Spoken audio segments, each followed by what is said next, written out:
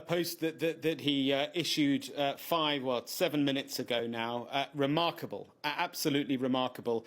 He is both revealing in one post that he planned to restart the war in Iran tomorrow, and also saying he's now not going to do that. Let me read it to you. I'm not sure if we've got it that we could put up on the screen, but I'll read it all to you because it is important. He said, "I have been asked by the Emir of Qatar, the Crown Prince of Saudi Arabia and the President of the United Arab Emirates, three key Middle Eastern countries, Gulf Arab countries, to hold off on our planned military attack of the Islamic Republic of Iran, which was scheduled for tomorrow.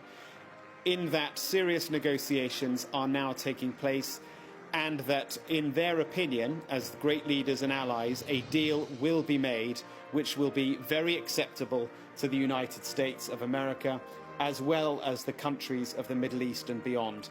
The President goes on to say this deal will include, importantly, no nuclear weapons for Iran, capital letters.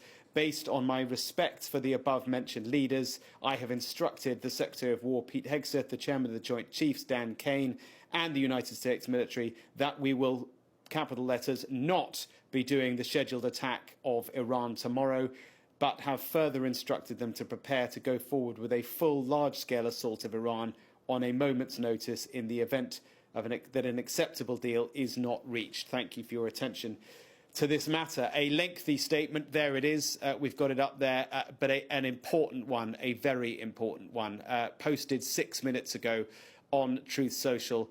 As I say, he is revealing for the first time that he had planned to carry out or to renew the war in Iran tomorrow. The context is that last week, before he went to China, he said that he was not happy with the deal or with the proposal that Iran had come up with.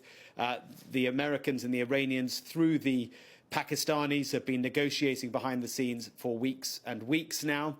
The President said he wasn't happy with the way that the negotiations were going, which suggested at the beginning of last week that he was prepared to restart the war. Of course, he then went to China, and clearly he didn't want to be in an active conflict while he was in China. But the expectation was that after a meeting with his security chiefs, which was scheduled for tomorrow, and having had a phone call over the weekend with Benjamin Netanyahu, he was prepared to restart the war. But of course, the background, Sarah Jane, is he doesn't want to restart the war. He's backed himself into a corner. The Iranians are holding firm with their position.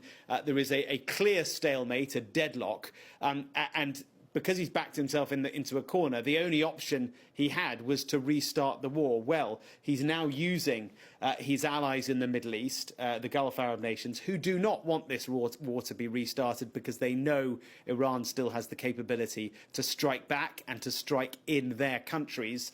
He's now using them almost as a sort of excuse. They say not to do this, so I'm not going to do it for now.